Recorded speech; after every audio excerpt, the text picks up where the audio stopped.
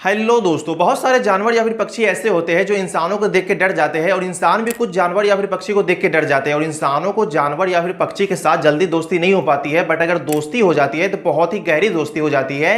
इतनी गहरी दोस्ती हो जाती है कि लोग इनकी दोस्ती की मिसाल देने लगते हैं। ऐसी एक दोस्ती की स्टोरी है उत्तर प्रदेश के अमेठी जिला के रहने वाले आरिफ और सारस की। सारस जो कि एक पक्षी है, इसको आरिफ के साथ इतनी गहरी दोस्ती हो जाती है कि लोग इनकी दोस्ती की मिसाल देने लगते हैं। अभी आप लोगों को सोशल मीडिया पे बहुत ज्यादा देखने को मिलता होगा आरिफ और सारस की दोस्ती की स्टोरी। इन दोनों के बीच इतनी गहरी दोस्ती हो चुकी है कि कहीं भी जाते हैं एक साथ जाते हैं, कहीं भी घूमते हैं एक साथ घूमते हैं, खाना एक साथ खाते हैं, यहां तक कि एक ही प्लेट में दोनों खाना खाते हैं। बट न जाने इनकी दोस्ती किसकी नजर लग गई जिसके कारण ये दोनों अलग हो गए, दोनों बिछड़ गए। आप सभी लोगों को पता होगा कि सारस अभी आरिफ के पास नहीं है। सारस को आरिफ से अलग करके कानपुर के चिड़ियाघर में रख दिया गया है। बट यहाँ पे सबसे बड़ा क्वेश्चन आता है कि आखिर इन दोनों को अलग क्यों किया गया है, क्योंकि सारस को आरिफ ने कैद करके नहीं रखा हुआ था। सारस तो खुद खुशी खुशी आरिफ के पास रहता था, वो खुला आजाद था। फिर भी सरकार को या फिर वन विभाग को ऐसी क्या जरूरत पड़ गई जिसके कारण सारस को आरिफ से अलग करके उसको चिड़ियाघर में रखना पड़ा। तो आइए आज की इस वीडियो में हम लोग जानते हैं कि आरिफ को यह सारस मिला कैसे और इन दोनों के बीच इतनी गहरी दोस्ती कैसे हो गई और सारस को आरिफ से अलग करके कानपुर के चिड़ियाघर में क्यों रख दिया गया। ये सारी बातें जानते हैं आज की इस वीडियो में। तो आइए आज की इस वीडियो को स्टार्ट करते हैं।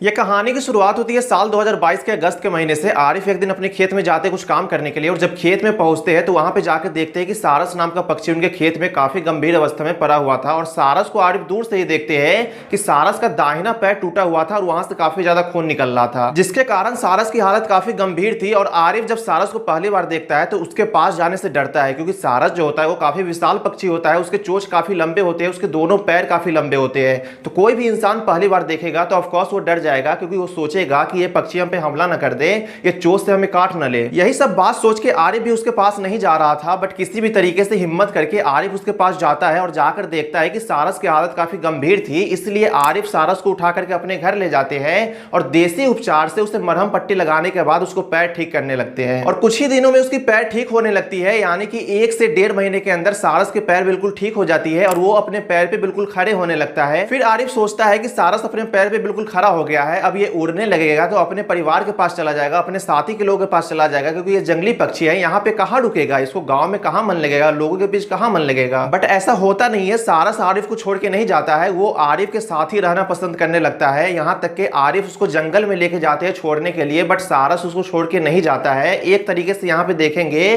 तो इस टाइम तक इन दोनों के बीच काफी गहरी दोस्ती हो चुकी होती है। सारस अगर चाहता तो उड़ जाता, वो आरिफ को छोड़ करके अपने परिवार के पास चला जाता, बट सारस ने ऐसा नहीं किया। सारस ने आरिफ को चुना, सारस ने आरिफ के साथ रहना पसंद किया। क्यों?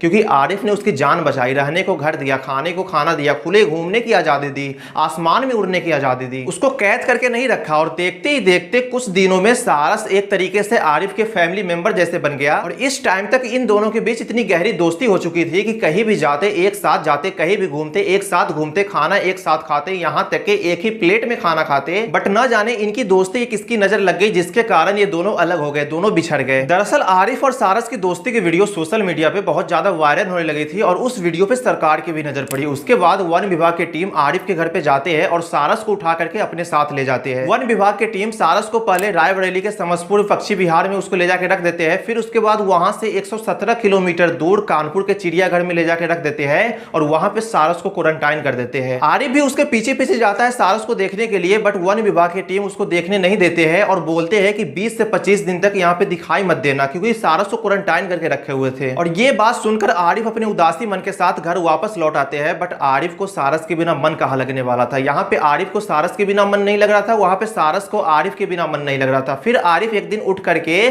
कानपुर निकल जाते हैं चिड़ियाघर में सारस से मिलने के लिए। बट वहां मिलने के लिए जाते हैं तो वन विभाग की टीम उनको मिलने नहीं देते हैं, क्योंकि सारस जो था वो क्वारंटाइन में था। इसलिए वन विभाग की टीम उनको सीसीटीवी कैमरा में ही दिखा देते हैं, सीसीटीवी कैमरा के थ्रू ही मिल जाते हैं। और वहां पे मिलने के बाद फिर से उदासी मन के साथ वो अपने घर वापस लौट आते हैं। और जब सारस की क्वारंटाइन खत्म होती है तो आरिफ फिर जाते हैं मिलने के लिए और इस बार आरिफ को मिलने दिया जाता है और वहां पे सारस से कुछ दूरी पे ही आरिफ को मिलने दिया जाता है। और आरिफ को देख के सारस बहुत ही ज्यादा खुश हो जाता है, बहुत ज्यादा उछलने लगता है, कूदने लगता है। बट अफसोस सारस को उसे चिड़ियाघर में रहना पड़ा और आरिफ को मिलने के बावजूद भी उसको खाली हाथ वापस आना पड़ा। सारस आरिफ को नहीं मिल पाया, आरिफ फिर से उदासी मन के साथ अपने घर लौट आया। बट आप सभी लोग सोच रहे होंगे कि सारस को आरिफ से अलग करके चिड़ियाघर में क्यों रखवा दिया गया? क्योंकि आरिफ ने सारस को कैद करके नहीं रखा हुआ था, उसको बंदी बना के नहीं रखा हुआ था। सारस तो खुद खुशी खुशी आरिफ के पास रहता था, वो खुला आजाद था, खुला आजाद घूमता था, खुला आजाद उड़ता था। यहाँ तक कि आरिफ बताते हैं कि सारस अपने परिवार के साथ मिलने भी जाता था, हमेशा मिलने जाता था, और शाम होते ही आरिफ के पास वो वापस चला आता था। आरिफ ने सारस को अपने परिवार के साथ मिलते हुए सारस को झुंड में कई बार देखा भी था, बट फिर भी उसको